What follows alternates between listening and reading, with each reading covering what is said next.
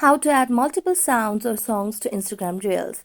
Hello everyone, welcome to this channel. I'm Emily and I'm here to help you out today. So without any delay, let's get started. So first of all, launch your Instagram application on your device and make sure you are logged into your account. Then tap on the plus icon at the bottom of the screen to tap on Reel and select any of the reels that you'd want to add multiple songs for. So after you select on that, you can simply tap on Edit Video. On Edit Video option, you can see the option of audio at the bottom of the screen, so select on that.